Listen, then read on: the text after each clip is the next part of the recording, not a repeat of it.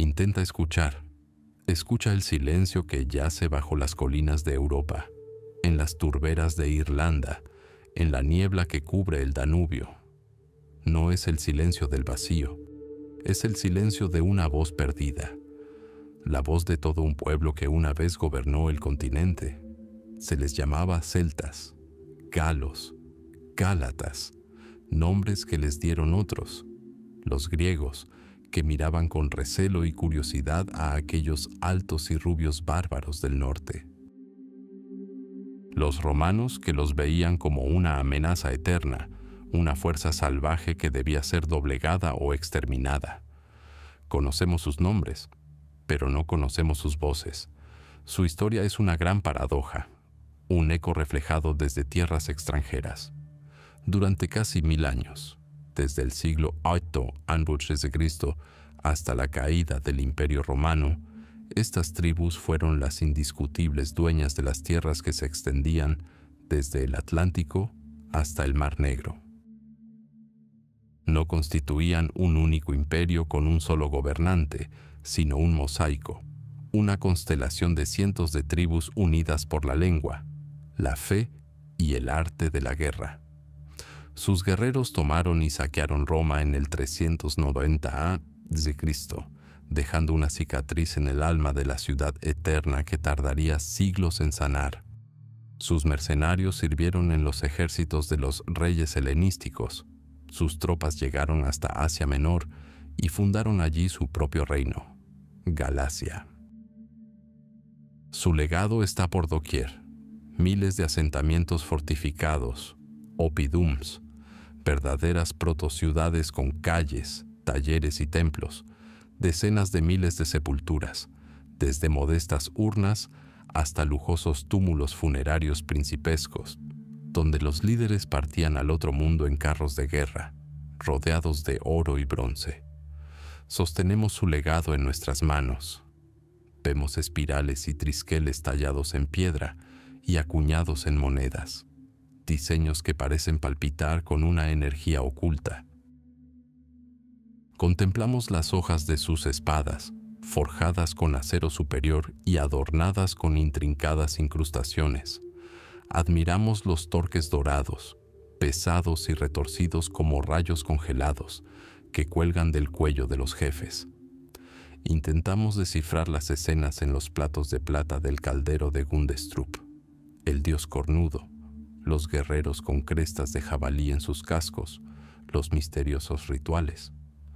Todo esto es elocuente. Habla de riqueza, de artesanía, de una compleja estructura social y de una espiritualidad profunda e incomprensible. Sus posesiones hablan de ellos, pero ellos mismos guardan silencio. No nos legaron ni un solo tratado histórico, ni un solo código legal, ni un solo poema épico escrito por un contemporáneo, ni una sola línea en la que dijeran en su propio nombre: somos los eduos, y creemos en esto, somos los boyos, y luchamos por esto. Su historia la escribieron sus enemigos. El principal testigo de la acusación y, a la vez, nuestra fuente más importante, es Cayo Julio César. En sus comentarios sobre la guerra de las Galias, disecciona la sociedad gala con el frío pragmatismo de un anatomista.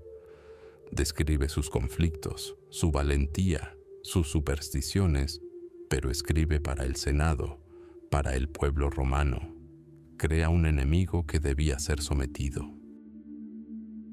Su relato no es una crónica imparcial, es un manifiesto político, una justificación para una conquista que costó la vida a 1 millón de galos y esclavizó a otro 1 millón.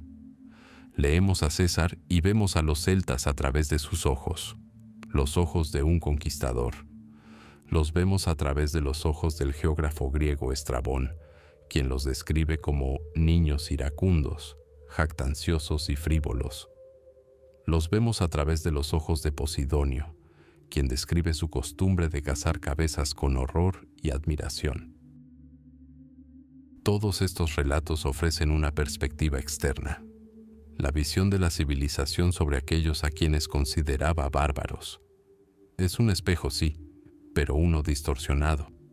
¿Por qué? Porque un pueblo capaz de crear un arte tan refinado, poseedor de complejas tecnologías metalúrgicas y capaz de construir vastos asentamientos, ¿no dejó ninguna historia escrita? La respuesta a esta pregunta es aún más asombrosa que el propio silencio. No escribían porque no sabían.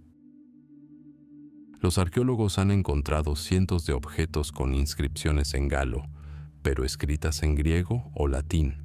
Se trataba en su mayoría de registros cotidianos, cuentas, dedicatorias y nombres en lápidas. Conocían las letras, sabían escribir, pero optaron por no hacerlo. Los custodios de su conocimiento, historia, leyes y textos sagrados eran los druidas, sacerdotes, jueces, maestros y astrónomos. César escribe que su formación podía durar hasta 20 años. 20 años durante los cuales el estudiante debía memorizar miles de poemas, genealogías, precedentes legales e himnos cosmológicos. Todo esto se conservaba no en pergamino, sino en la memoria humana. No se trataba de ignorancia, sino de una prohibición, una ley sagrada. El conocimiento se consideraba demasiado vivo, demasiado poderoso para confiarlo a símbolos inertes. Debía transmitirse oralmente, de maestro a alumno, preservando así su poder prístino. Escribirlo sería profanarlo, menospreciarlo, desperdiciar su magia. Y aquí reside la mayor tragedia y el mayor misterio del mundo celta. Su mayor fortaleza, su singular tradición de transmisión oral del conocimiento, se convirtió en su talón de Aquiles ante la historia. Cuando las legiones romanas destruyeron los bosques sagrados, cuando los druidas fueron masacrados, su biblioteca viviente ardió. Su mundo se desvaneció junto con el último vestigio de los versos sagrados. Lo único que quedó fueron los relatos escritos siglos después por monjes cristianos en Irlanda, ecos lejanos y distorsionados de antiguos mitos. Los objetos permanecieron, testigos silenciosos de una gloria pasada, y las historias de sus enemigos también. Nuestro viaje es un intento de investigación arqueológica, un intento de reconstruir los fragmentos de un espejo roto, de armar un mosaico con el oro de sus torques, el acero de sus espadas y la tinta de sus conquistadores. Intentaremos escuchar, en el viento aullante sobre antiguos túmulos funerarios, palabras que jamás fueron escritas. Intentaremos leer un nombre escrito en el viento. Para comprender a los celtas, hay que descender a las profundidades, al frío y silencioso seno de los Alpes, donde el aire es denso y huele a eternidad. Allí, en las profundidades, nació su fuerza. No en la batalla, aún no. Nació de dos cosas sencillas, dos pilares de su futuro mundo, la sal y el hierro, hacia el año 800 a.C. C. Una silenciosa revolución se gestaba en el corazón de Europa, en un lugar que llamaremos Hallstatt. Hallstatt. Incluso su nombre evoca la antigua palabra para sal. No se trataba de un simple asentamiento, sino de un antiguo centro industrial, encajonado entre escarpados acantilados y las oscuras y tranquilas aguas de un lago. Su riqueza no provenía de los campos, sino que se extraía de kilómetros de túneles subterráneos excavados en la montaña de sal. Imaginen a un minero de aquella época. Desciende a la oscuridad armado únicamente con una antorcha de pino humeante. Su única herramienta es un pico de bronce y su ropa, una tosca piel. A su alrededor, soportes de madera que se quiebran bajo el peso de millones de toneladas de piedra. Trabaja sin descanso, hora tras hora, entre el polvo salado que corroe la piel y los pulmones.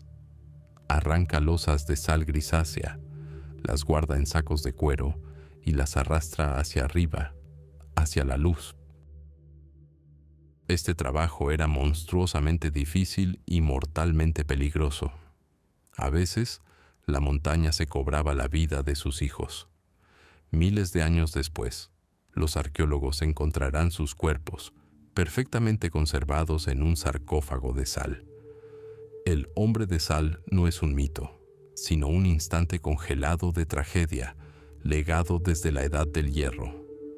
Pero esta sal no era solo un condimento, era oro blanco. En un mundo sin refrigeración, la sal era el único conservante fiable. Conservaba la carne y el pescado durante los largos meses de invierno y permitía alimentar a los crecientes asentamientos y ejércitos. La sal era moneda, un recurso estratégico. Se pagaba con metal, ámbar y esclavos. Caravanas cargadas de bloques de sal partieron de Hallstatt por toda Europa, abriendo las primeras grandes rutas comerciales. Y a lo largo de estas rutas, no solo mercancías, sino también conocimientos, llegaron a los valles alpinos. Un único conocimiento lo cambió todo: la tecnología de procesamiento del hierro. Antes de esto, la Edad del Bronce dominaba el mundo. El bronce, una aleación de cobre y estaño, era el metal de la aristocracia. Sus componentes eran escasos y debían transportarse desde muy lejos. Las armas y armaduras de bronce eran un símbolo de estatus, al alcance solo de los jefes tribales y sus mejores guerreros. La Edad del Bronce fue una era de duelos heroicos, donde la élite decidía el resultado de la batalla. El hierro era distinto, estaba por todas partes. El mineral yacía literalmente bajo nuestros pies. Sí, el hierro es un metal caprichoso, que requiere temperaturas mucho más altas para fundirse y una mayor destreza por parte del herrero. Pero quienes dominaban su secreto obtenían un recurso inagotable, y los artesanos de Hallstatt lo dominaron a la perfección. En sus fraguas, al ritmo de los martillos, nació una nueva era. Un arado de hierro labraba la tierra más profundamente que uno de madera o bronce, y los campos rendían más. Un hacha de hierro derribaba árboles centenarios con mayor rapidez, abriendo terreno para nuevas aldeas. Y, por supuesto, una espada de hierro. No era tan hermosa como una brillante hoja de bronce, pero era más resistente, era más barata. Podía forjarse no solo para un único jefe, sino para docenas y cientos de guerreros. La guerra dejó de ser obra de unos pocos elegidos. Se convirtió en un asunto de masas. Esta nueva riqueza, nacida de la sal, y este nuevo poder forjado en el hierro, crearon una nueva élite, los príncipes de Hallstatt. Su poder era absoluto. No vivían en simples aldeas, sino en castros, asentamientos fortificados en la cima de las colinas, desde donde controlaban las rutas comerciales y las tierras circundantes. Pero no son sus fortalezas las que mejor dan testimonio de su poder, sino sus tumbas. No construían pirámides. Sus palacios eternos eran enormes túmulos de tierra. Dentro, en una cámara central de madera, enterraban a sus gobernantes con un lujo sin precedentes. El líder no caminaba hacia el más allá. Era depositado sobre un carro funerario de 4 ruedas, una auténtica nave terrestre, símbolo de su estatus. Enormes calderos de bronce se colocaban cerca, a veces con capacidad para 400 litros de vino, suficiente para ofrecer un banquete a todos los ancestros. Y los objetos que lo rodeaban contaban la historia de su vida y su poder. Había joyas de oro, broches y brazaletes delicadamente elaborados. Había dagas con empuñaduras de marfil y ámbar. Y cerca, objetos de otros mundos, cerámica griega de Atenas, vasijas de bronce etruscas de Italia, telas, quizá incluso seda, cuyo viaje comenzó miles de kilómetros al este. Estos príncipes no eran bárbaros salvajes en los confines de la civilización. Eran el eslabón central de una red paneuropea, gobernantes poderosos capaces de adquirir los mejores productos de todo el mundo conocido. Aún no se llamaban celtas. Ese nombre se lo darían más tarde los griegos, quienes se encontraron con sus descendientes. Pero aquí, en la cuna alpina, entre el aroma a sal y el humo de las forjas, el corazón de este pueblo ya latía. Una sociedad construida sobre el comercio y la guerra. Una sociedad donde el estatus y la riqueza se ostentaban incluso después de la muerte. Una sociedad que creció, se fortaleció y pronto sintió que las montañas se le quedaban pequeñas. Se forjaron espadas de hierro y ansiaban la batalla. Una cuna de sal y hierro vio nacer a guerreros que descenderían sobre Europa como una avalancha. Su tiempo se acercaba. A principios del siglo IV a.C., la barrera que contenía al mundo celta al norte de los Alpes se rompió. No se trató de la marcha de un solo ejército, sino de un terremoto.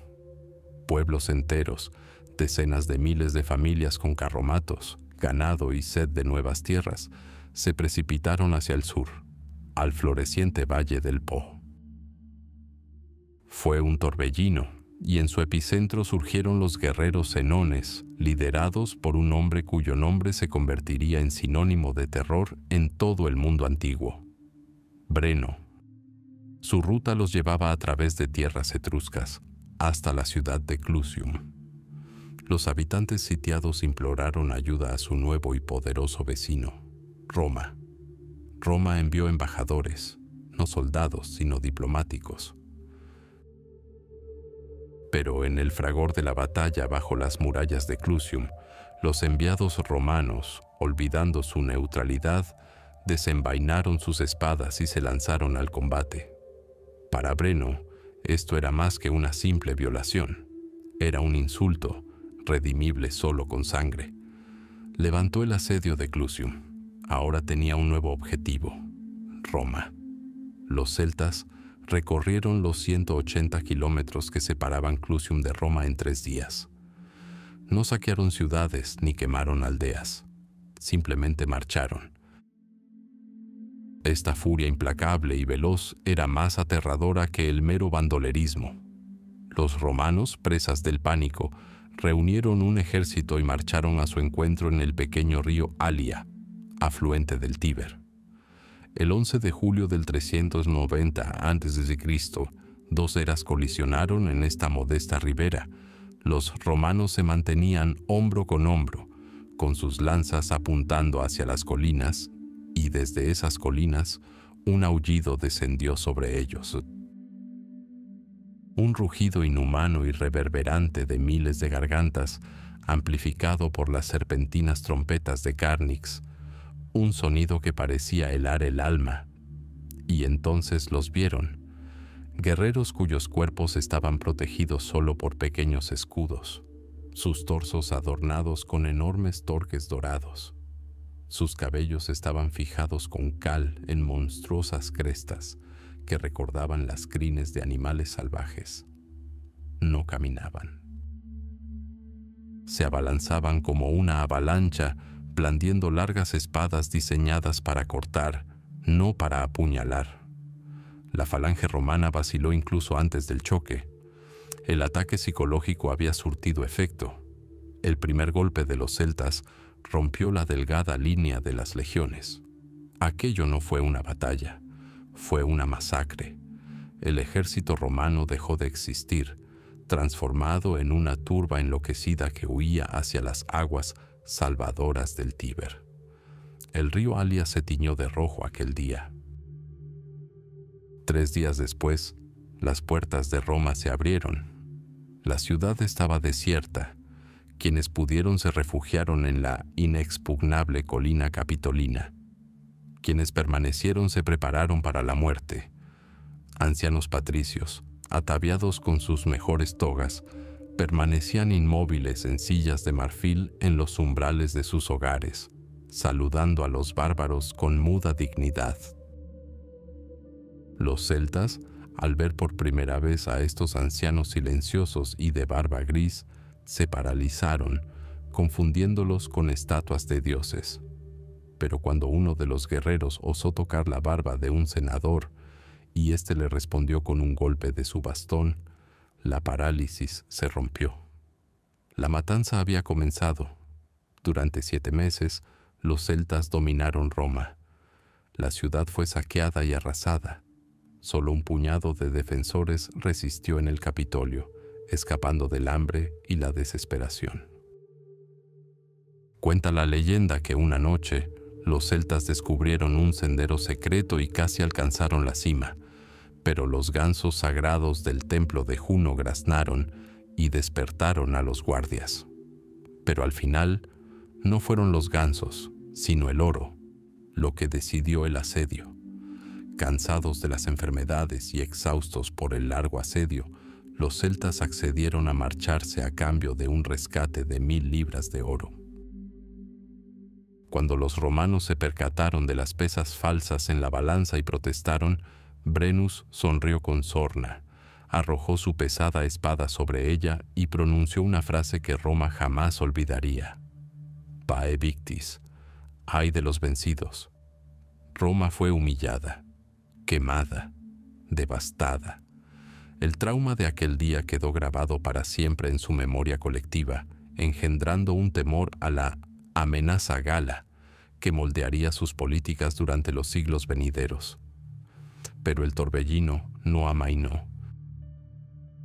Transcurrieron poco más de 100 años y adquirió un poder nuevo, aún más aterrador.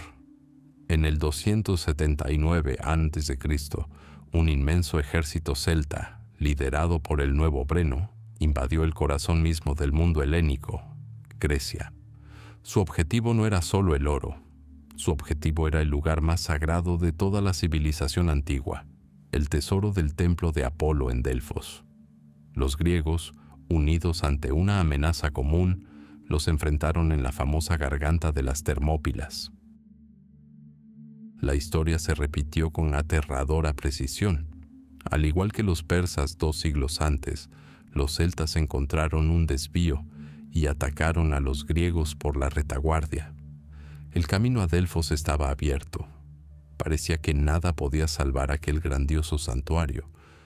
Pero entonces sucedió algo que los historiadores griegos registrarían para siempre como un milagro.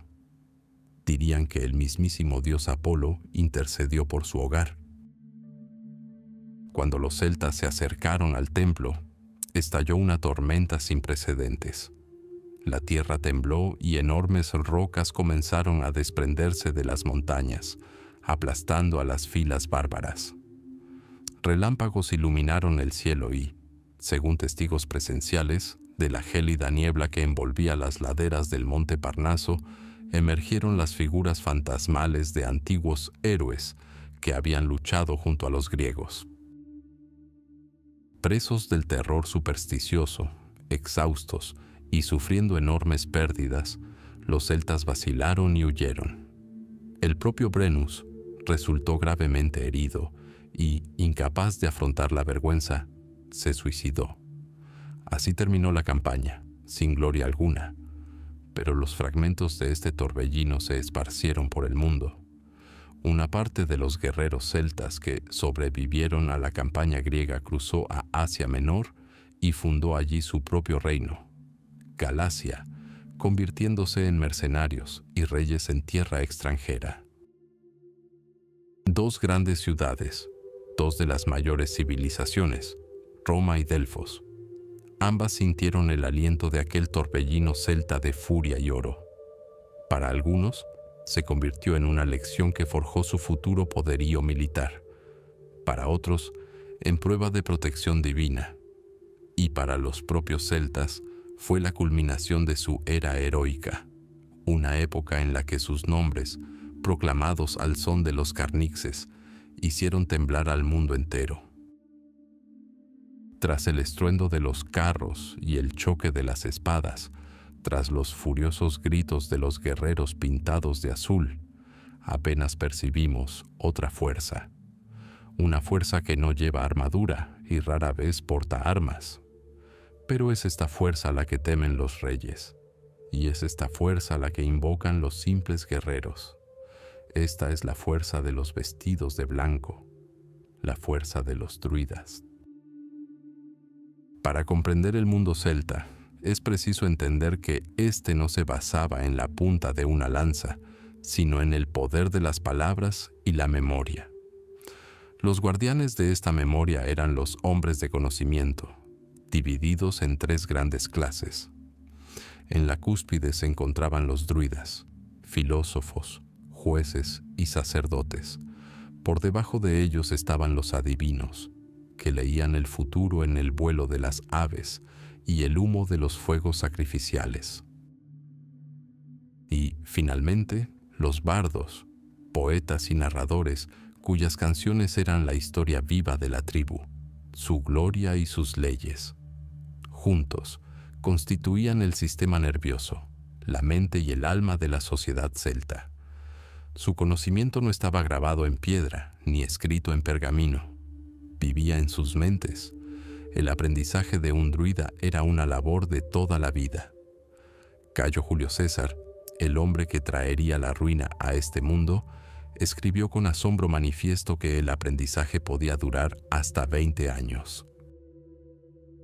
20 años transcurridos en la soledad de bosques sagrados, memorizando cientos de miles de versos, genealogías de jefes que se remontaban a los albores del tiempo, códigos de leyes complejos e intrincados, el movimiento de los astros, himnos sagrados, los secretos de la naturaleza. Eran bibliotecas vivientes, enciclopedias andantes de su pueblo, y este monopolio del conocimiento les otorgaba un poder ilimitado, el poder de juzgar. Cualquier disputa, ya fuera la linde entre los campos de dos campesinos o el derecho al trono de toda una tribu, era resuelta por los druidas. Su juicio era inapelable y no había castigo más terrible que su veredicto. Lo más terrible que podían hacer era excomulgar a una persona de la participación en los ritos sagrados. A primera vista, esto parece un asunto menor, pero para un celta era la muerte social. El excomulgado se volvía impuro, un paria. Nadie podía hablarle, compartir comida o refugio con él. No podía buscar la protección de la ley, porque la ley misma le había dado la espalda. Se convertía en un fantasma entre los vivos, maldito y olvidado incluso antes de su muerte física. Incluso los jefes y reyes más poderosos temblaban ante la amenaza de tal excomunión, el poder de detener las guerras. Autores antiguos como Diodoro Sículo describen escenas increíbles. 2 ejércitos, formados en batalla, listos para lanzarse a un sangriento choque, lanzas en alto, escudos cerrados, y en ese instante, hombres con túnicas blancas aparecen en tierra de nadie entre las filas. Druidas. Alzan las manos y sus voces, serenas e imponentes, resuenan por el campo de batalla, y los guerreros, cuyas manos acababan de empuñar sus espadas, cuyos corazones latían con fuerza anticipando la batalla, bajaron sus armas. La palabra de un druida tenía más peso que la sed de venganza. Su autoridad trascendía el mando de un líder. Eran la máxima autoridad en materia de paz y guerra. En el centro de sus enseñanzas residía la creencia en la inmortalidad del alma. Enseñaban que la muerte no es el final, sino simplemente una transición de un cuerpo a otro. Esta creencia, según el propio César, era lo que hacía a los guerreros celtas tan intrépidos en la batalla. ¿Por qué temer a la muerte si es solo la puerta a una nueva vida? Estudiaban las estrellas y el movimiento de los planetas y debatían sobre la naturaleza del universo y el poder de los dioses. Sus templos no eran construcciones humanas, sino la naturaleza misma, robledales sagrados, nemetones. Allí, a la sombra de robles centenarios, entre el susurro de las hojas, realizaban sus rituales. Plinio el Viejo nos legó la descripción de uno de ellos. el sexto día de la luna, un druida con túnicas blancas trepaba a un roble y, con una hoz dorada, cortaba una rama de muérdago, que era recogida abajo en un manto blanco. Luego sacrificaban 2 toros blancos, cuyos cuernos jamás habían conocido el yugo. Roma, al enfrentarse a los celtas, comprendió rápidamente dónde radicaba el núcleo de su resistencia. No estaba en las fortalezas del Oppidum ni en las bandas de guerreros, sino en los bosques sagrados. Los druidas eran los enemigos ideológicos del imperio. Fomentaban un espíritu de rebeldía, unían a las tribus y preservaban la esencia misma de la identidad celta, inaceptable para el orden romano. Por lo tanto, el ataque se dirigió precisamente contra ellos. La culminación de esta lucha fue la masacre de la isla de Mona, la actual Anglesey en Gales, en el año 61 d.C. El general romano Cayo Suetonio Paulino condujo sus legiones al estrecho. En la otra orilla, como describe el historiador Tácito, una visión espantosa aguardaba a los romanos. Mujeres vestidas con túnicas negras de luto, con el cabello suelto, se movían apresuradamente entre los guerreros, como furias portando antorchas encendidas. Los druidas permanecían cerca, con las manos alzadas al cielo, profiriendo terribles maldiciones contra los invasores. Los legionarios, curtidos en decenas de batallas, se paralizaron por un instante presas del terror supersticioso, pero una orden de los centuriones los devolvió a la realidad. El pragmatismo romano chocó con la fe celta. Las legiones cruzaron el estrecho. Comenzó la matanza. Los guerreros fueron asesinados y los druidas y sus bosques sagrados fueron reducidos a cenizas. Sus altares, manchados con la sangre de los cautivos, fueron destruidos. Así, Roma aniquiló la resistencia celta. Al destruir a los druidas, destruyó la memoria del pueblo, sus leyes, su fe. Sus voces se apagaron, pero su recuerdo quedó grabado en la misma tierra de Britania y la Galia, perdurando en leyendas, en los nombres de colinas y valles, en el susurro de los robledales que evocan túnicas blancas y hoces doradas. Los guardianes de la memoria se convirtieron en parte de ella. Imagina un mundo sin fronteras definidas. Un mundo donde el poder no se determina por una línea en un mapa, sino por la lealtad a un líder, donde una arboleda sagrada significa más que una muralla. Este es el mundo de los celtas. Sus tierras se extendían desde Irlanda hasta Anatolia. Sus tribus se movían, comerciaban y luchaban a través de vastas extensiones, ajenas y reacias a conocer el concepto romano de imperium, una autoridad estricta y definida. Para un celta la frontera era donde terminaba el poder de su rey. Para un romano, la frontera era donde llegaba su legión y donde erigía el primer pilar de su empalizada. A mediados del siglo I a.C., Roma irrumpió en el mundo, y Roma tenía un nombre: Cayo Julio César, procónsul, político, brillante comandante y, aún más brillante escritor, que describió sus propias conquistas. A partir del 58 a.C., sus legiones, como una aplanadora de hierro, comenzaron a arrasar metódicamente la Galia celta. Esto era distinto a las incursiones anteriores. Esto era construcción, la edificación de un nuevo mundo sobre el antiguo. Los romanos llevaban consigo mucho más que espadas y lanzas. También llevaban brújulas, plomadas y palas.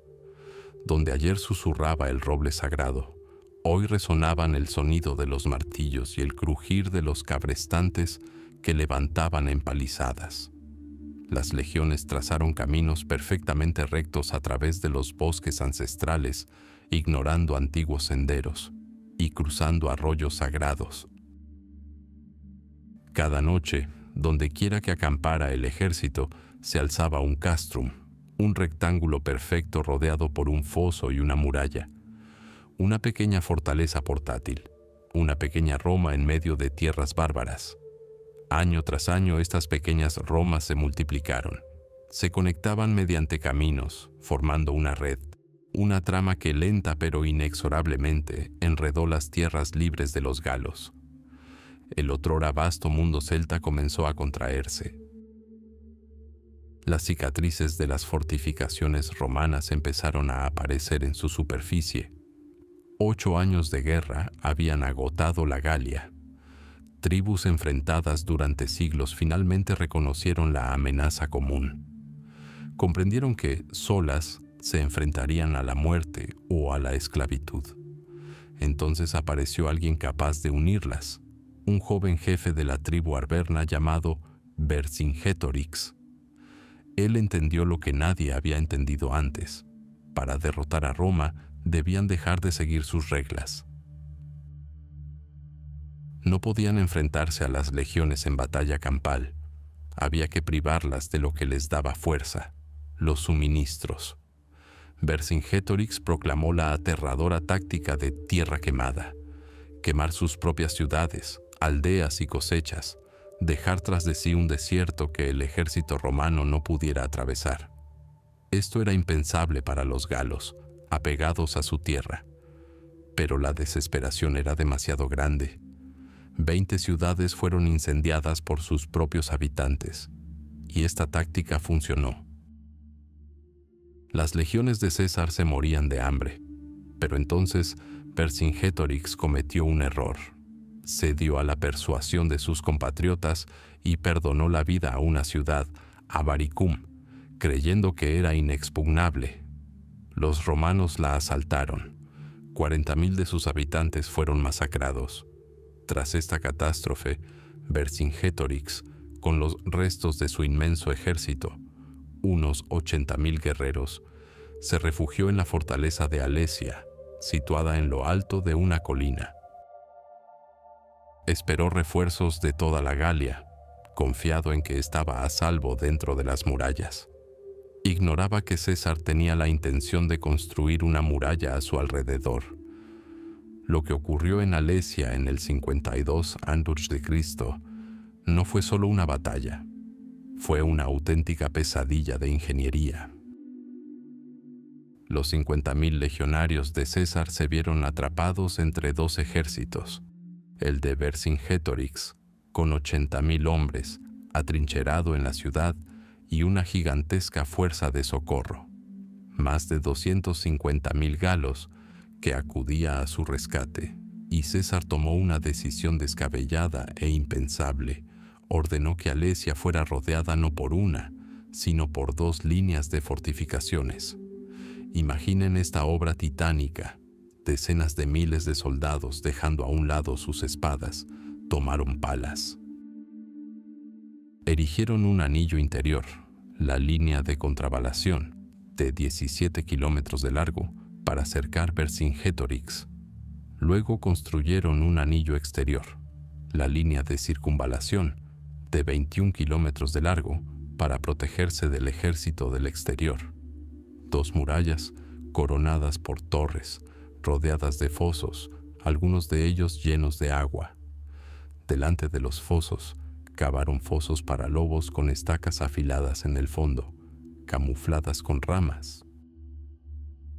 Detrás de ellos, hileras de ramas afiladas clavadas en el suelo, que los propios romanos llamaban lápidas, y finalmente, lirios, estacas con punta de hierro clavadas en la tierra, se esparcieron por doquier. César había construido una zona de muerte alrededor de la colina.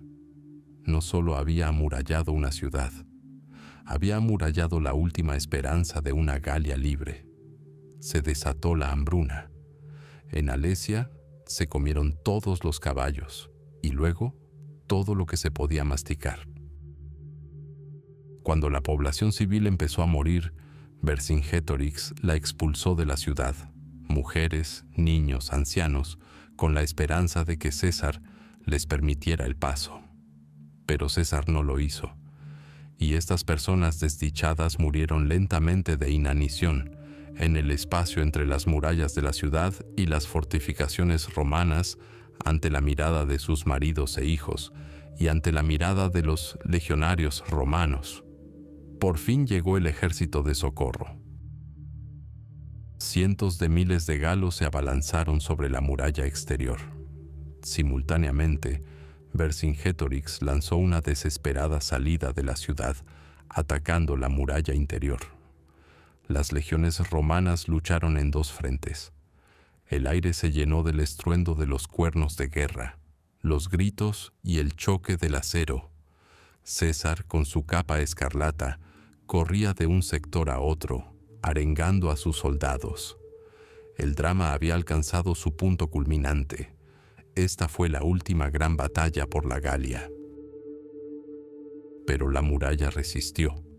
El ingenio de la ingeniería romana demostró ser más fuerte que la furia de los celtas.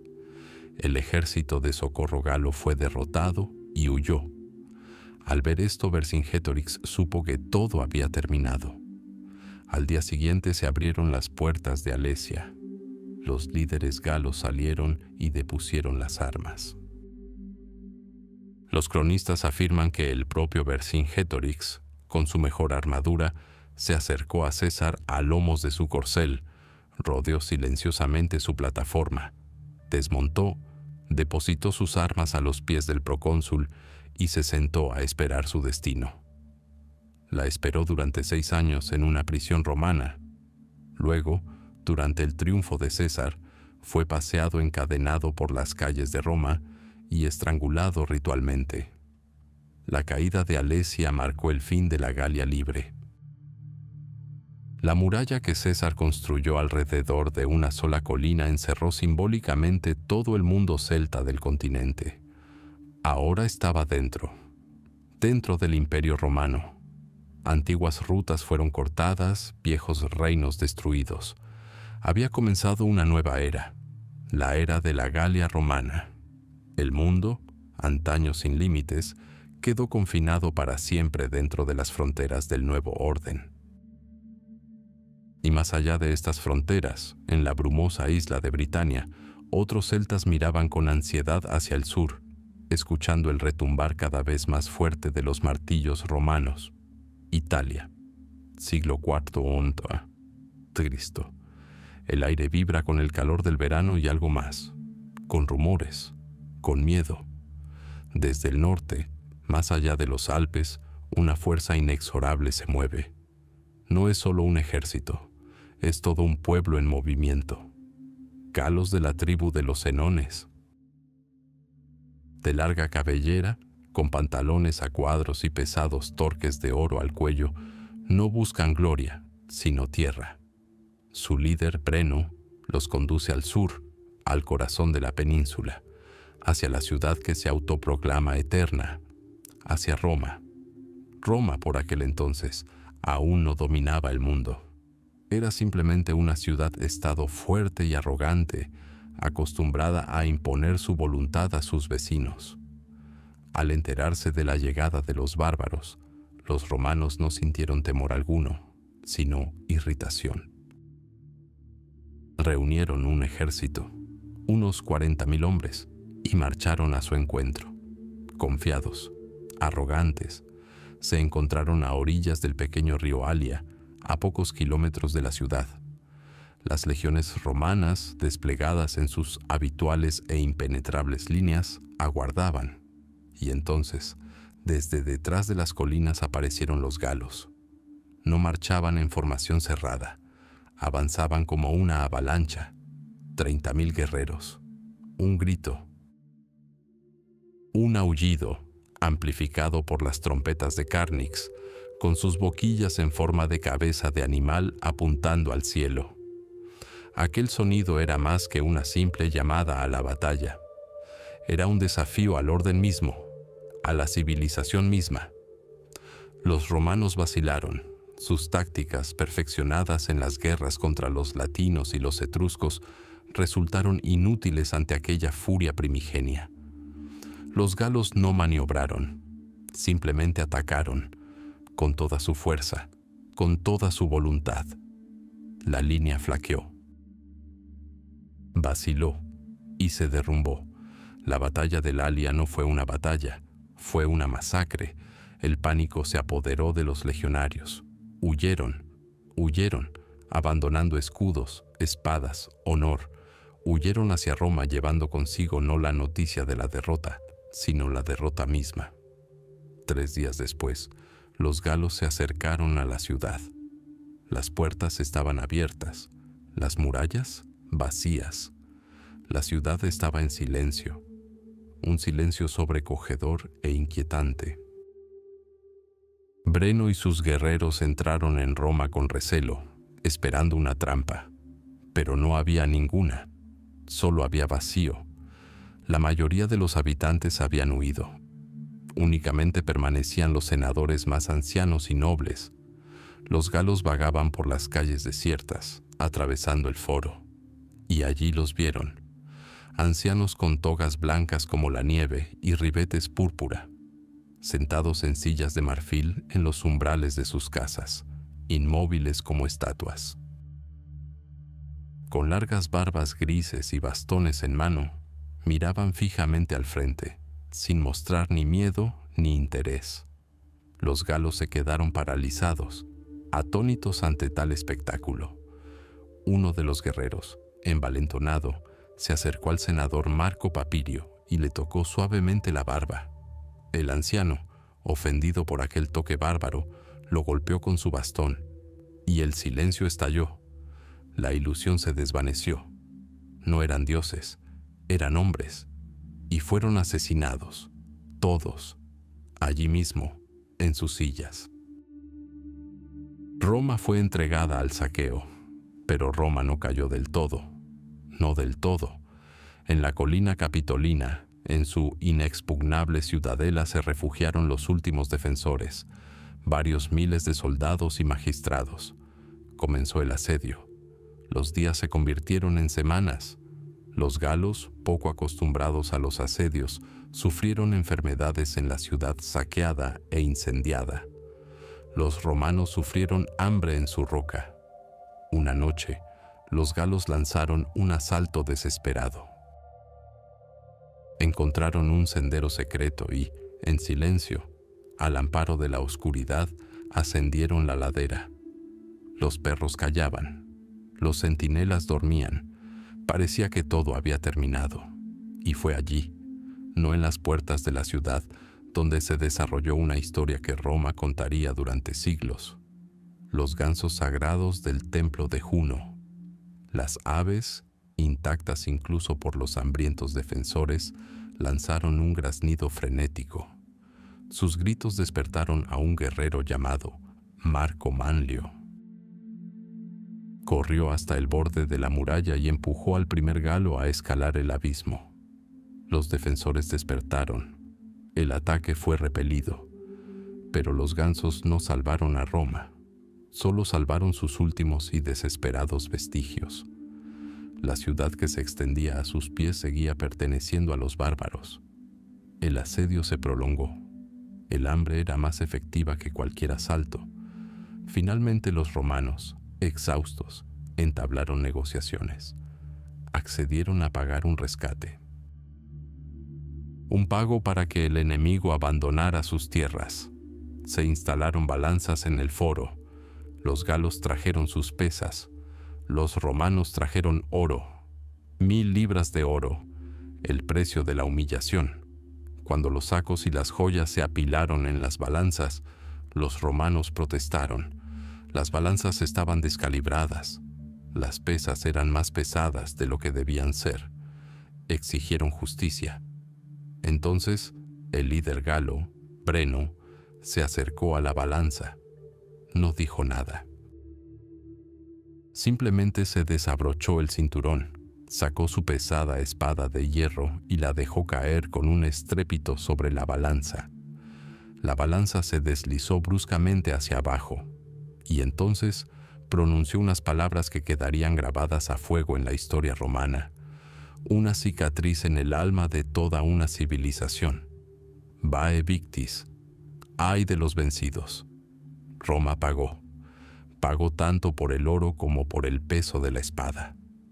Los galos se marcharon, dejando tras de sí ruinas humeantes y una vergüenza imborrable. Roma fue humillada como nunca antes, y jamás lo volvería a hacer, pero de estas cenizas nacerá una nueva ciudad, más cruel, más decidida. Este día 390 a.C., grabado a fuego en la memoria de cada romano, alimentará su furia futura. Jamás permitirán que un bárbaro imponga su voluntad. Jamás. Y un día vendrán a por los galos. Y entonces la balanza de la historia se inclinará hacia el otro lado. En el año 58 a.C., un gélido viento alpino trajo un aroma nuevo y desconocido a la Galia. No era el aroma de la resina de pino ni el humo de la chimenea. Era el aroma de la disciplina, el hierro y la voluntad implacable de un hombre. Su nombre era Cayo Julio César. No era rey ni emperador, sino un procónsul agobiado por deudas colosales y ambiciones aún mayores. Y la Galia, un mosaico de cientos de tribus en guerra, se convirtió en su peón en el gran juego por el poder sobre Roma. Todo comenzó con un movimiento. Una tribu entera, los helvecios, abandonó sus tierras, incendiando 12 ciudades y 400 aldeas a su paso para impedir su regreso. Buscaban nuevos y fértiles pastos en el oeste. Su ruta atravesaba las tierras de los aliados de Roma y, por lo tanto, su esfera de influencia. Para César, esto era más que una simple crisis migratoria. Era un pretexto inamovible, justificado por la protección de sus aliados, el pretexto que tanto había esperado. La legión romana era algo totalmente distinto a lo que los galos habían visto jamás. No era una horda de guerreros furiosos sedientos de gloria personal en combate singular. No. Era una única máquina palpitante de acero y cuero. 10 cohortes, 60 centurias, miles de sandalias caligae, marcando un ritmo constante sobre el suelo, el ritmo del avance.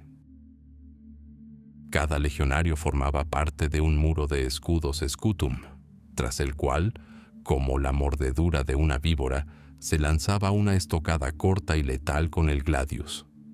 Ante ellos volaba una lluvia mortal de pesadas jabalinas pilum, diseñadas para doblarse al impactar contra un escudo, inutilizándolo y entorpeciendo al enemigo. Y contra ellos estaban los galos, altos, rubios, con ojos llameantes. Sus cuerpos estaban pintados de azul, sus cabellos fijados con cal formando crestas amenazadoras.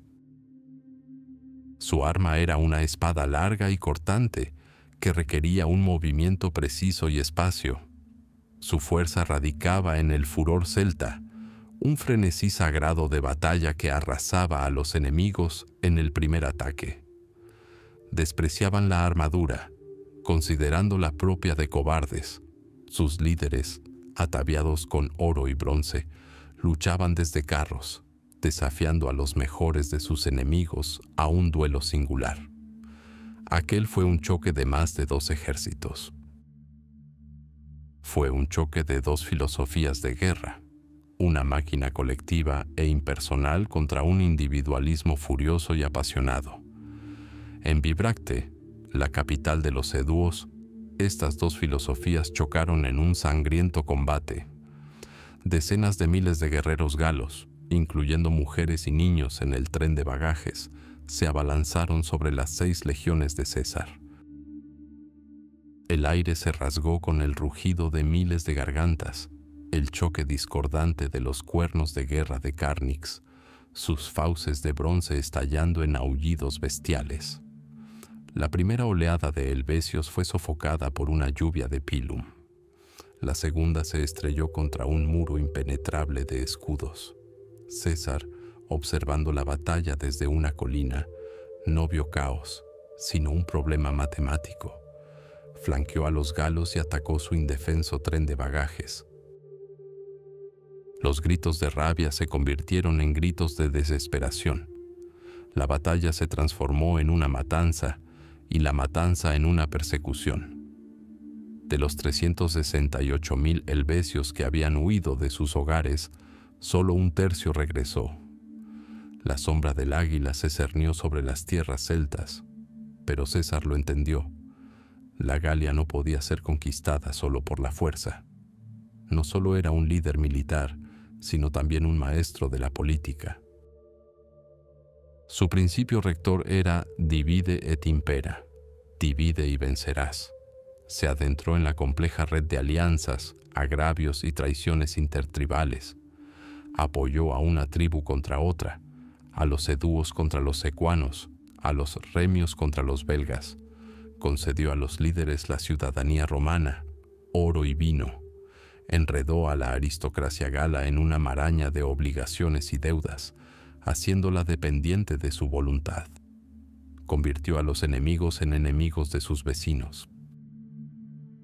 Los druidas, guardianes del conocimiento y jueces, observaban en silencio. Libres del servicio militar obligatorio y los impuestos, eran la única fuerza capaz de unificar la Galia. Sus bosques sagrados se convirtieron en centros de resistencia silenciosa. Comprendieron que César traía consigo algo más que una conquista. Traía un nuevo orden. Un orden en el que no habría lugar para su poder, sus leyes ni sus dioses. El águila romana proyectaba su sombra no solo sobre los campos de batalla, sino también sobre los robles sagrados. Año tras año, las legiones marcharon más y más lejos, al norte, hacia las tierras de los belgas, a quienes César consideraba los más valientes de los galos. En la batalla del río Sabis, la suerte casi abandonó a los romanos. Las cohortes fueron desorganizadas por un ataque sorpresa de los nervios. Los centuriones cayeron empalados por lanzas.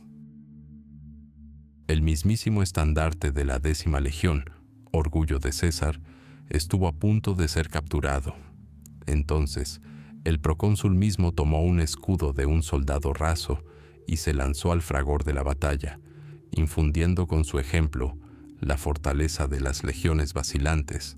Los nervios fueron prácticamente aniquilados. Tras otra batalla, durante el asedio de la ciudad de los aduatucos, vendió a 53.000 personas como esclavas, con un simple plumazo. Una tribu entera dejó de existir, reducida a meras monedas tintineantes en el tesoro del procónsul. Así, paso a paso, campaña tras campaña, la Galia se desangró. Su tierra absorbió la sangre de sus hijos y de extranjeros. Sus bosques oyeron el estruendo del acero romano y los gritos de muerte en docenas de dialectos diferentes. César construyó puentes sobre el Rin, invadió Britania, hazañas inauditas que le granjearon gloria en el lejano Senado. Para Roma fue un héroe que expandió las fronteras de la civilización. Para los galos fue el destino, una mano de hierro que estranguló su libertad. Al final del 7º año de la guerra, parecía que todo había terminado. La Galia estaba pacificada, sometida, pero bajo las cenizas de las aldeas incendiadas y el peso de las fortalezas romanas, aún ardían las brasas del odio. Solo faltaba una chispa, un líder capaz de avivar esas brasas hasta convertirlas en una llama de rebelión voraz. Y ese hombre ya aguardaba su momento.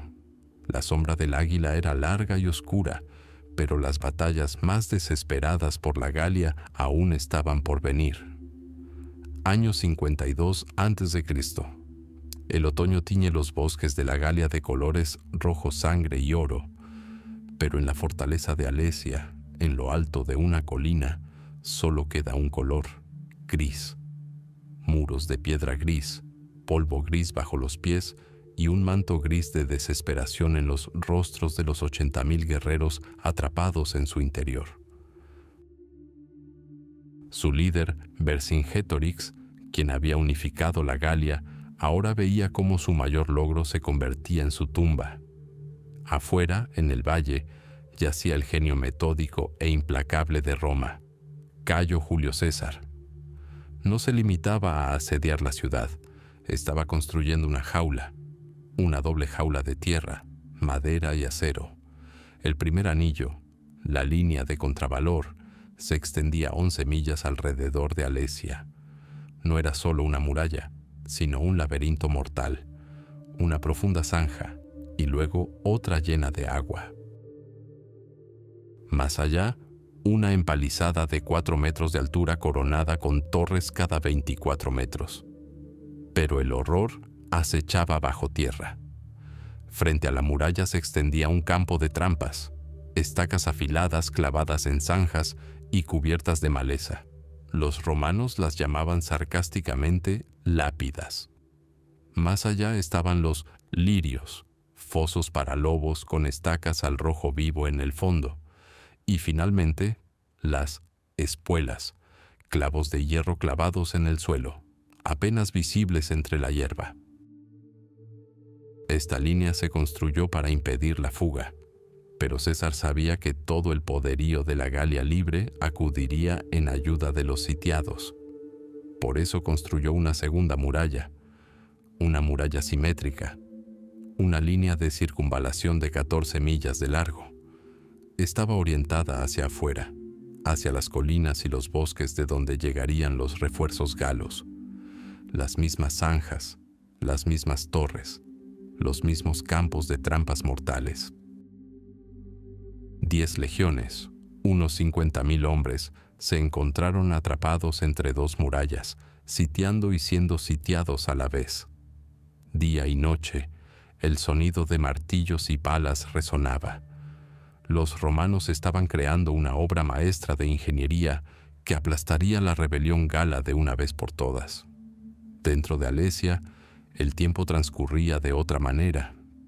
No se medía en días, sino en sacos de grano vacíos. Las provisiones para 30 días se habían agotado. Primero se apagaron los cantos. Luego, las risas. Solo quedaba una hambre sorda que corroía las entrañas de los guerreros y sus familias. Vercingetorix convocó un consejo de líderes.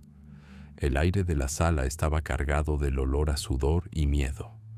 Algunos propusieron abrirse paso, lanzando todas sus fuerzas contra las fortificaciones romanas. Otros, derrotados, hablaron de rendición.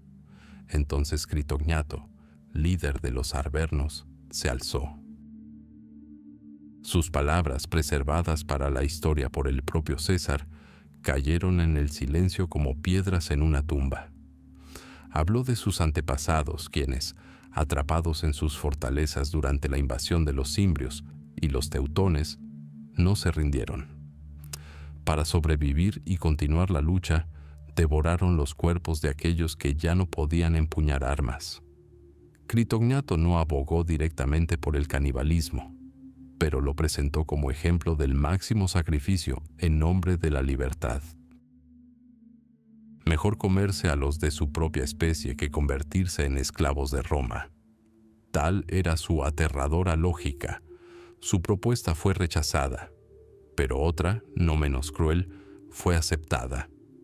Todo aquel que no fuera guerrero, los ancianos, las mujeres y los niños de la tribu indígena Manduvia, en cuyas tierras se asentaba Alesia, fue obligado a abandonar la ciudad. Pocas inútiles fueron expulsados más allá de las puertas, a la tierra de nadie entre las murallas de la fortaleza y el primer anillo de fortificaciones romanas. Y allí, en esa estrecha franja de tierra pisoteada, se desarrolló la tragedia final. Decenas de miles de exiliados avanzaron penosamente hacia las líneas romanas, extendiendo sus manos huesudas, suplicando ser aceptados como esclavos, tan solo por un pedazo de pan. César, quien dejó constancia fría de esto en sus comentarios, dio la orden: entrada prohibida. Los legionarios observaron en silencio desde las murallas cómo madres con niños moribundos en brazos intentaban derribar las barreras y se desplomaban. Vercingetorix tampoco pudo permitirles el paso. Las puertas de Alesia quedaron cerradas para ellos para siempre. Murieron de hambre y sed ante los ojos de sus esposos e hijos y ante los ojos de sus enemigos. Sus gritos resonaron por el valle durante varios días y luego se desvanecieron. Y en ese instante la esperanza surgió en las colinas. El ejército de la liberación había llegado. 250,000 soldados de infantería y 8,000 de caballería procedentes de toda la Galia. La tierra tembló bajo sus pasos. El bosque de estandartes ondeaba como un interminable campo de amapolas. Para los romanos había llegado la hora de la verdad. Comenzó una batalla sin precedentes. Una lucha en dos frentes. El ejército galo exterior arremetió contra la línea de circunvalación. Simultáneamente Vercingétorix, al mando de sus guerreros hambrientos, asaltó la muralla interior. Las legiones romanas se vieron atrapadas en una férrea defensa. Gritos resonaban por doquier.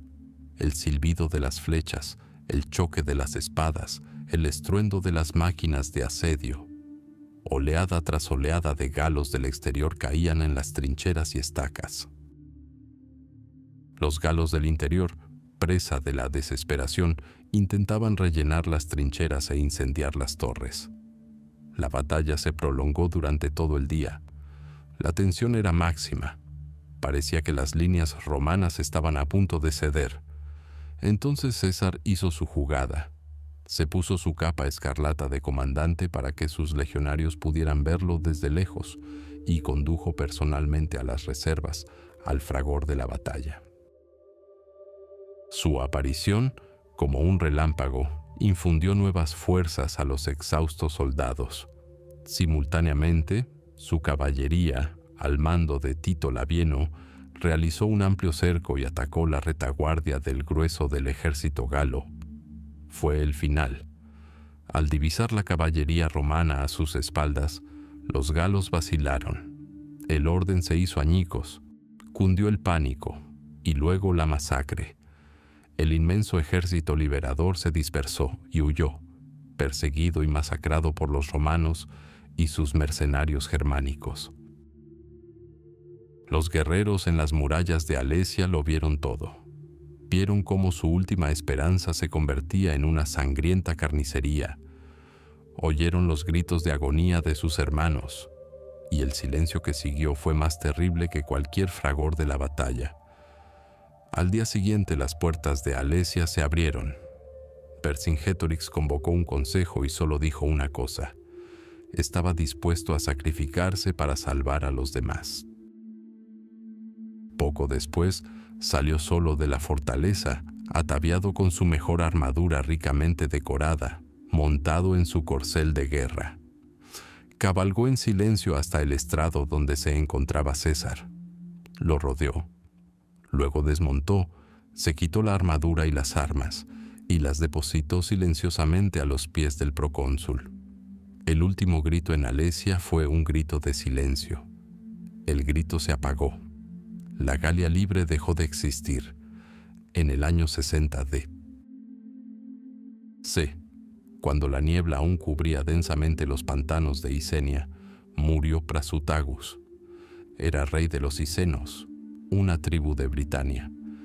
Era un cliente y aliado de Roma, y en su último testamento demostró una sabiduría desesperada.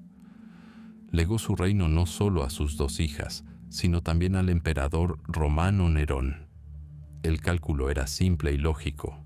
Al compartir el poder con el gobernante del mundo, protegería a su familia y a su pueblo de las garras rapaces de la administración imperial.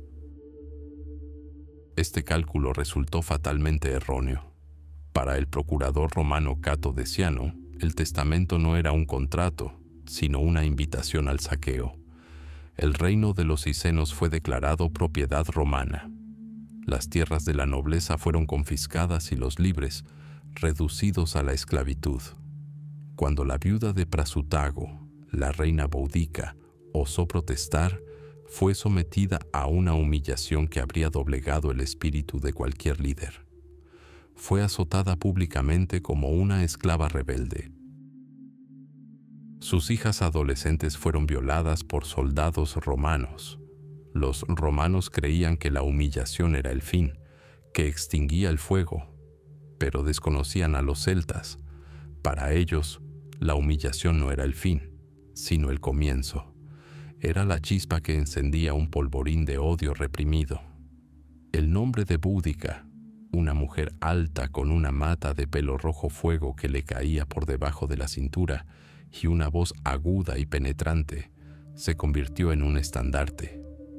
No solo los icenos se unieron a la causa. A ella se sumaron los trinovantes, expulsados de sus tierras para dar paso a los veteranos romanos en la nueva colonia de Camulodunum. Estaban indignados por el gigantesco templo construido en honor al deificado Claudio, el conquistador de su isla, un templo que se vieron obligados a costear de su propio bolsillo. La ola de furia liderada por Boudica fue primitiva e imparable. El primer objetivo fue Camulodunum, la actual Colchester. Símbolo de la arrogancia romana, una ciudad de veteranos que ni siquiera contaba con murallas defensivas. Los romanos, cegados por su arrogancia, no creían que los bárbaros se atreverían. Se equivocaban. Los rebeldes se abalanzaron sobre la ciudad como una fuerza de la naturaleza. Los edificios de madera ardieron en llamas uno tras otro. Las calles se llenaron de gritos. Un puñado de defensores se refugió en el mismísimo templo de Claudio. Resistieron durante 2 días. Durante 2 días oyeron el rugido de la multitud enfurecida afuera, mientras su mundo se desmoronaba. Entonces, el templo mismo cayó. Nadie se salvó. Hasta el día de hoy los arqueólogos encuentran una gruesa capa carbonizada de aquel incendio bajo las calles de Colchester.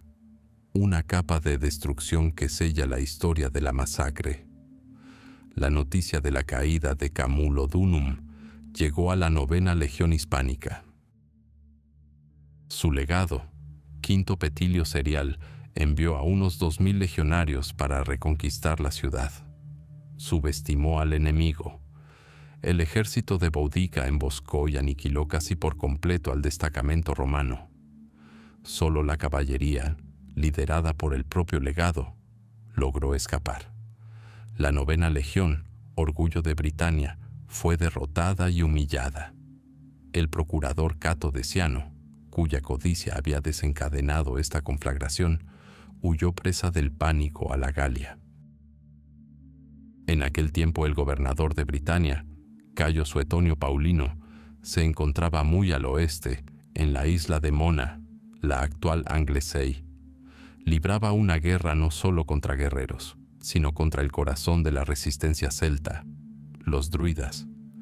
Estaba quemando sus bosques sagrados cuando un mensajero le trajo terribles noticias del este. Suetonio actuó con rapidez fulminante.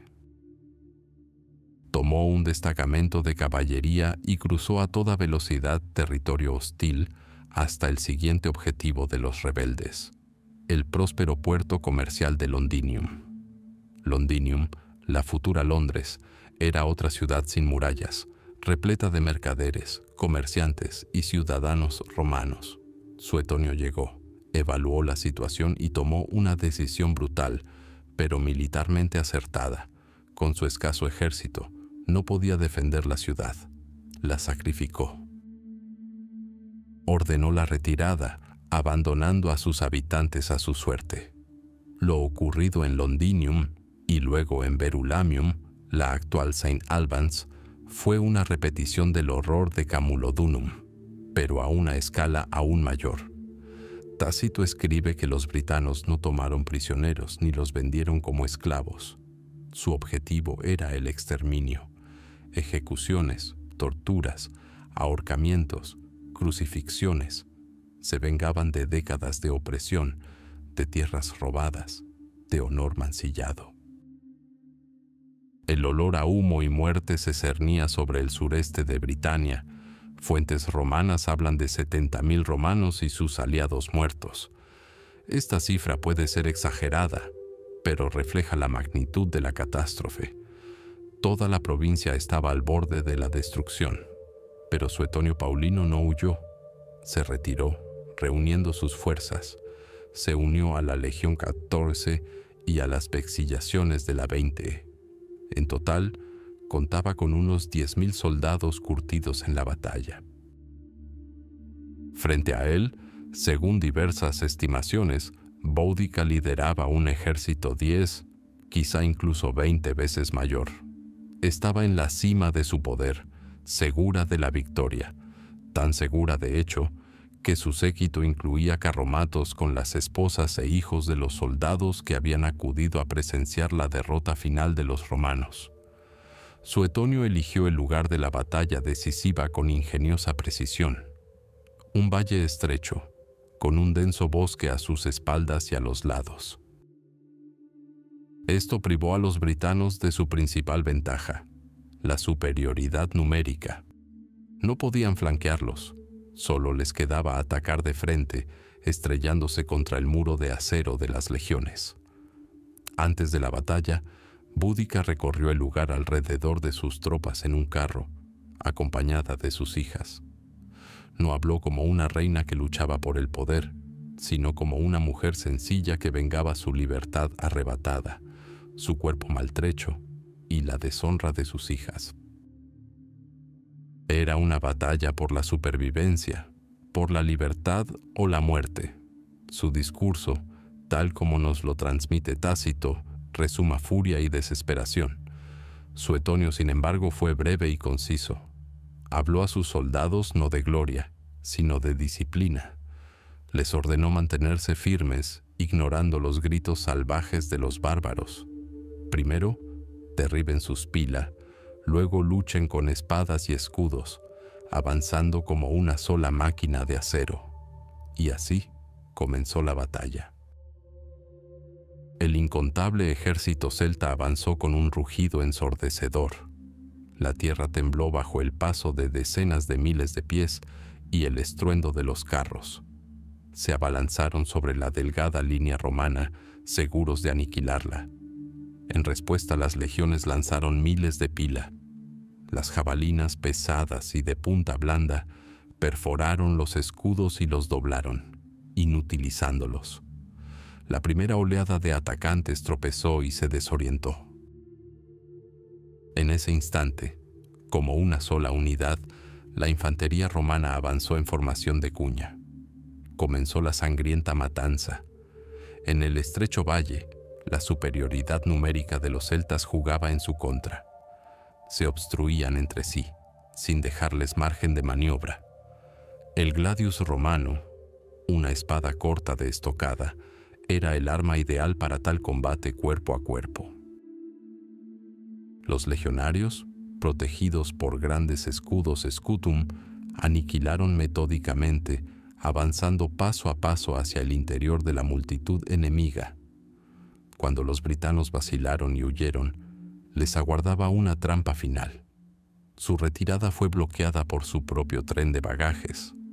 Los mismos vagones que transportaban a sus familias, que deberían haber presenciado su triunfo, se convirtieron en su perdición.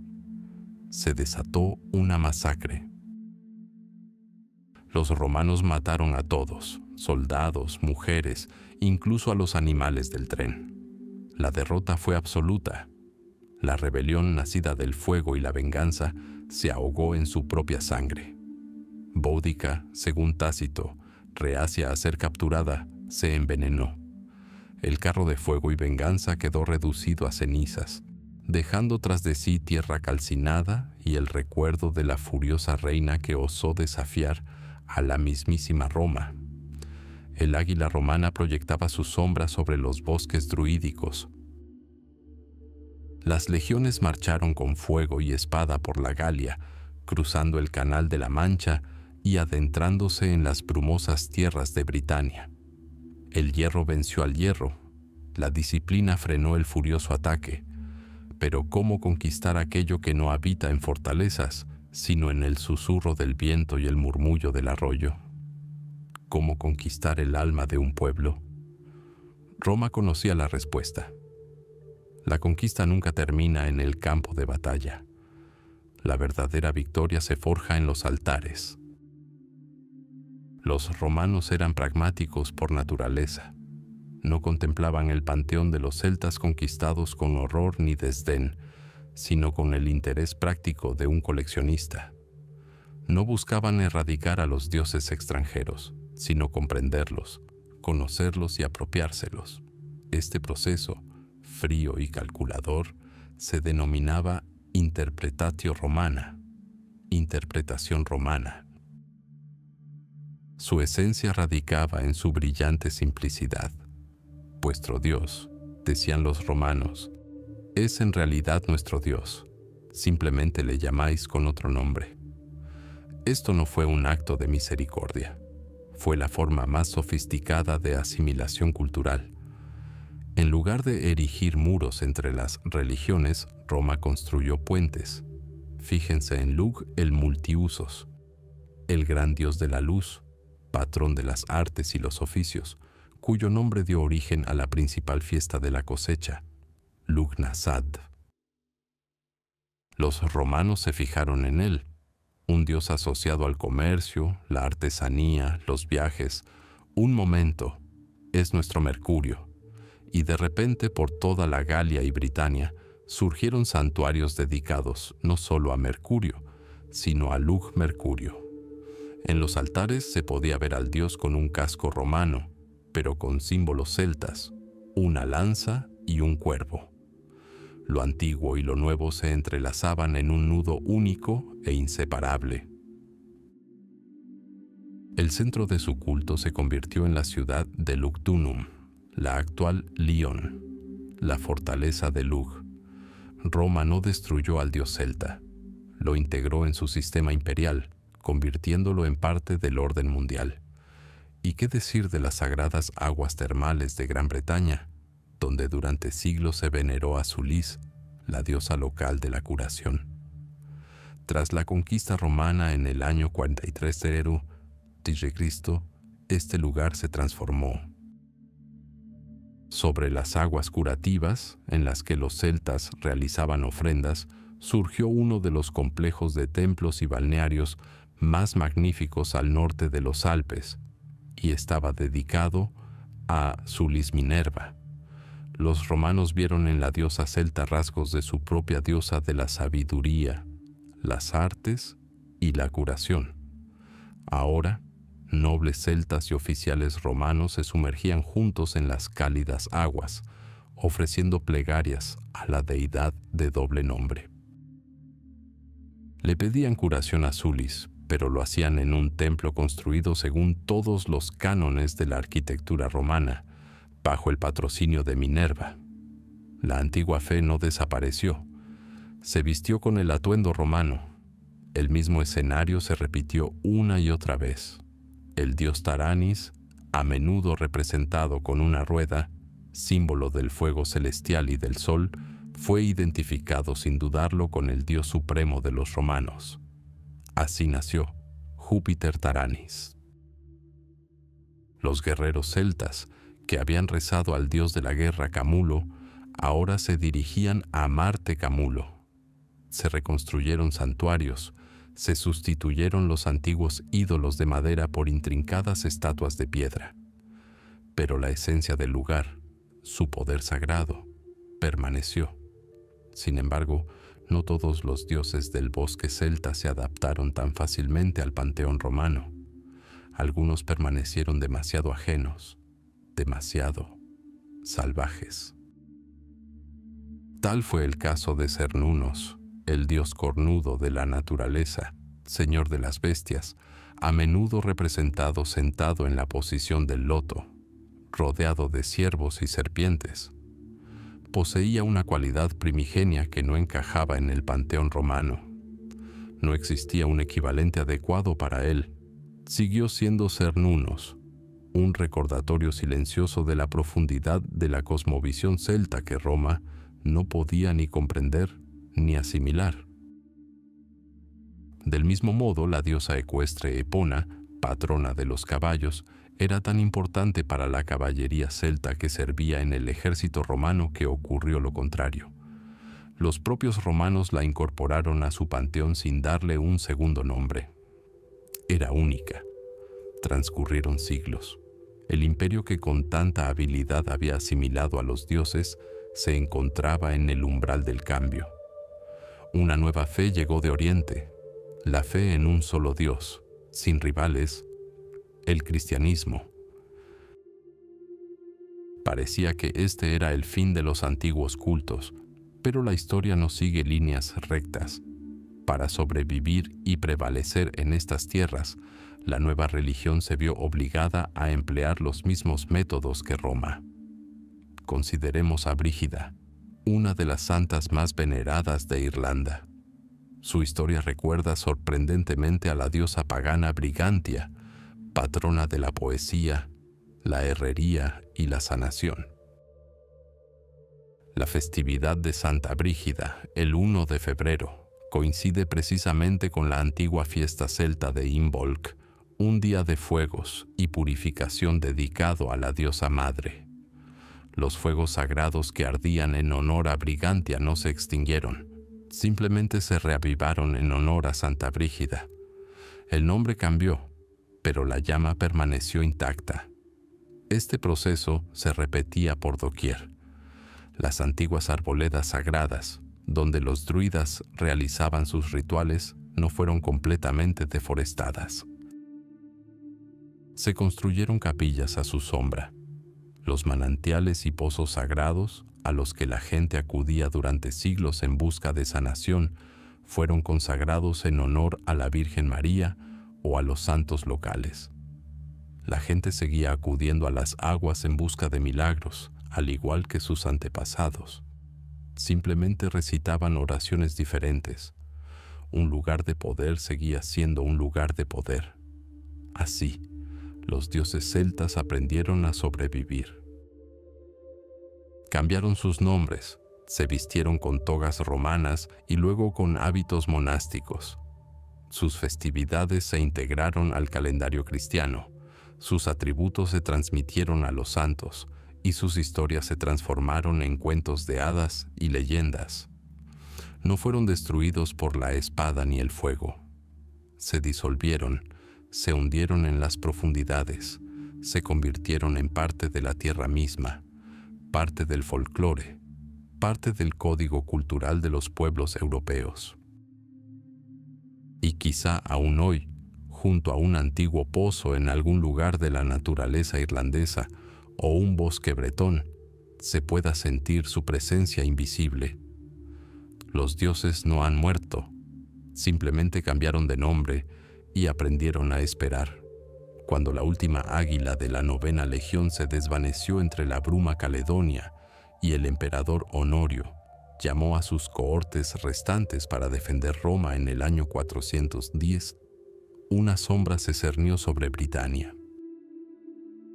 El muro de Adriano, antaño vibrando con los pasos de las patrullas y el crujir de las máquinas de asedio, quedó en silencio.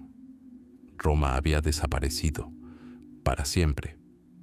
Pero más allá de esta muralla, y más allá de la estrecha franja de mar, se extendían tierras que jamás habían conocido ni el dominio de los césares, ni la pesada pisada de los legionarios.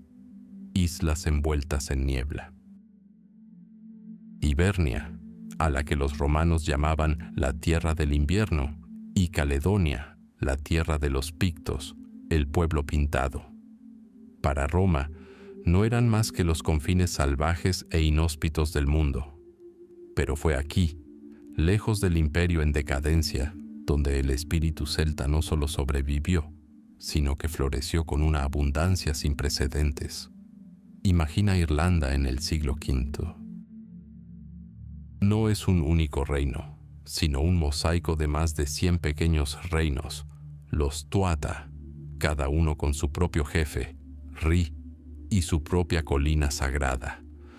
La vida aquí se rige por antiguas leyes, las leyes Brehon, donde el valor de un hombre se mide en ganado y la mayor vergüenza es romper un juramento.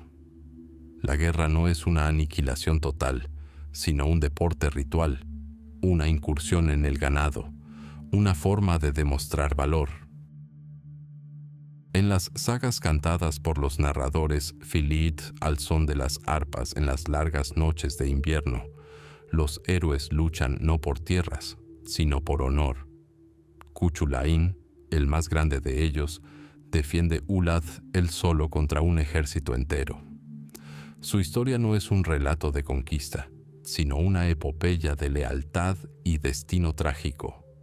Su escritura, el Ogam, no es pergamino enrollado, sino incisiones en los bordes de las piedras, líneas rectas que se cruzan en el borde de una roca.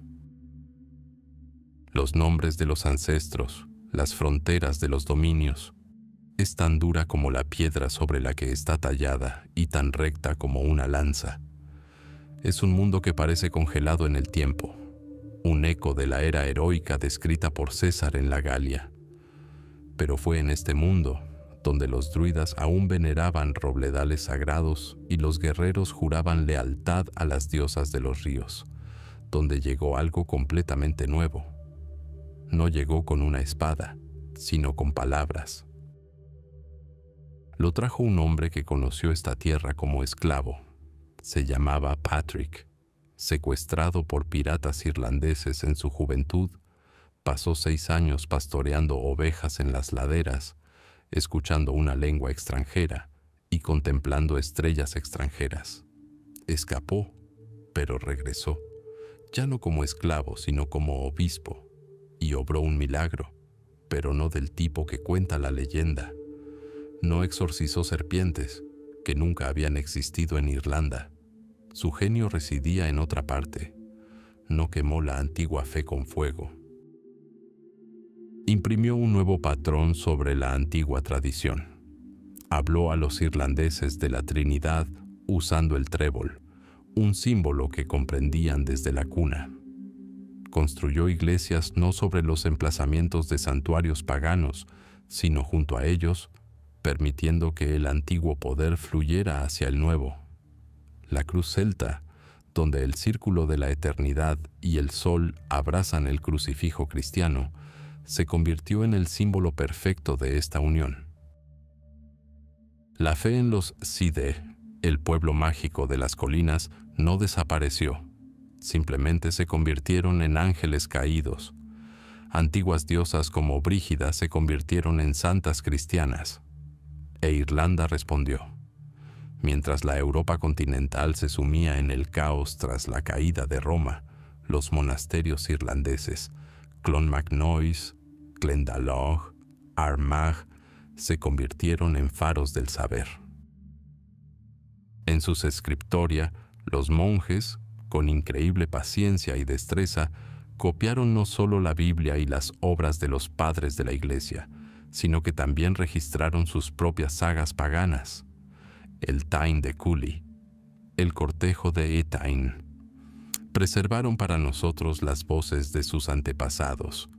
Estos monjes eruditos, azotados por las tormentas del Atlántico, salvaron el patrimonio de Occidente. Y al norte, más allá del mar, en las montañas y valles de Caledonia, vivían los pictos. Un pueblo misterioso. Los romanos los llamaron así por su costumbre de cubrir sus cuerpos con tatuajes o pintura de guerra. Apenas conocemos su idioma. No tenían escritura, salvo misteriosos símbolos grabados en enormes piedras. Una bestia sin nombre, un disco doble con una vara en forma de Z, una luna creciente con un bastón en forma de V. No son simples dibujos, son ideogramas, llenos de significado que hemos perdido.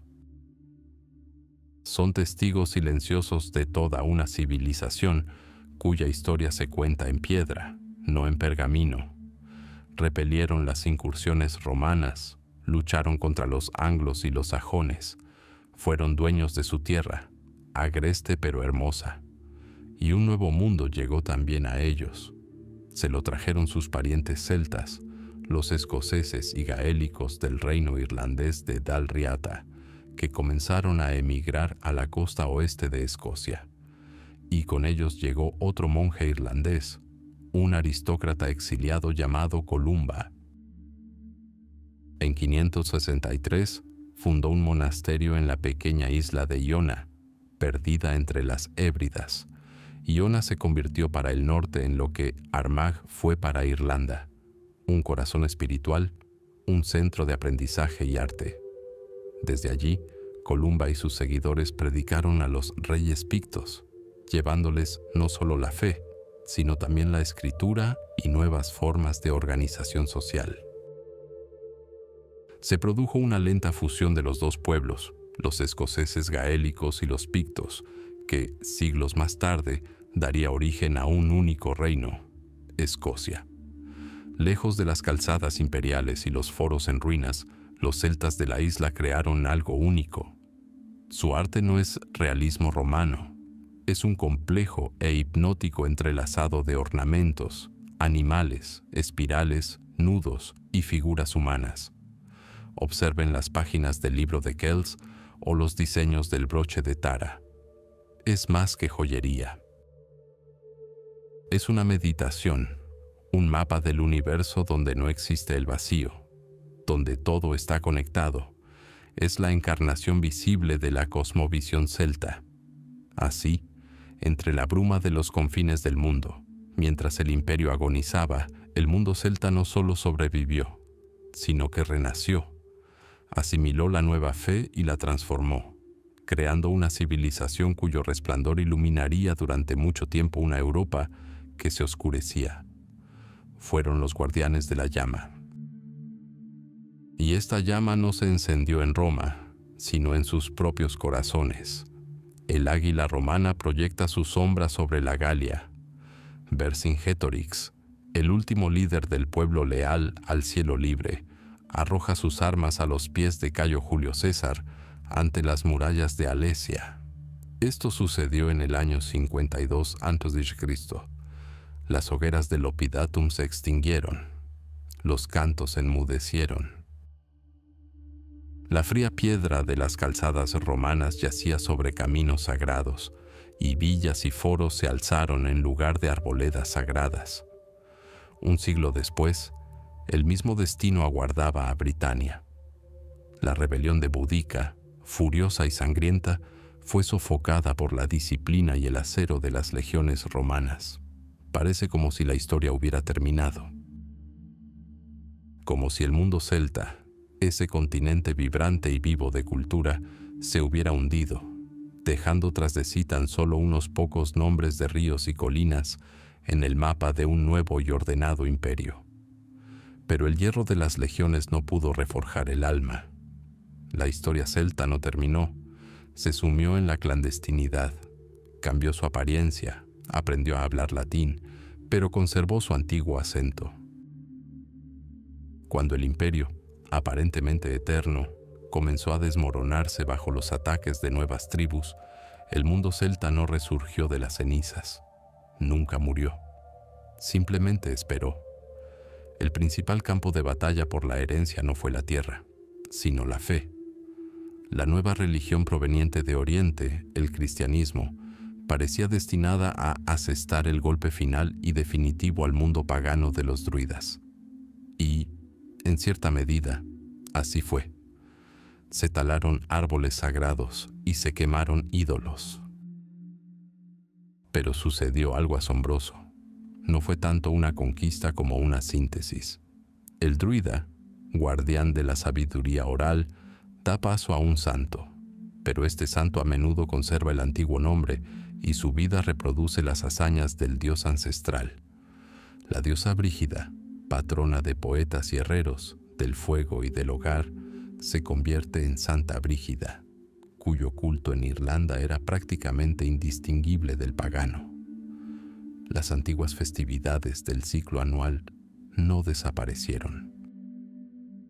Samhain, la noche en que se difumina la frontera entre los mundos, se convirtió en el Día de Todos los Santos. Imbolc se convirtió en el Día de Santa Brígida. Beltane y Lugnasad también encontraron su reflejo en el calendario cristiano. Se construyeron iglesias sobre antiguos santuarios, junto a manantiales sagrados, a la sombra de tejos centenarios. Así, la nueva fe, sin saberlo, se convirtió en un preservador de la antigua sabiduría y, lo más importante, la palabra. Los druidas prohibían escribir textos sagrados, pues creían que la letra muerta aniquilaba la memoria viva. Pero los monjes irlandeses, los primeros en Europa, comenzaron a escribir sagas en su lengua nativa, el gaélico, utilizando el alfabeto latino. En la quietud de sus scriptoria, a la luz de las velas de cebo, rescataron del olvido aquello que su nueva fe pretendía erradicar. El cuento del toro de Cooley, los cuentos del Ulster, el Mabinogion, estas grandes epopeyas nos han llegado gracias a personas que copiaron los evangelios con una mano y preservaron las historias de Cuchulainn y la reina Medb con la otra. No veían ninguna contradicción en ello.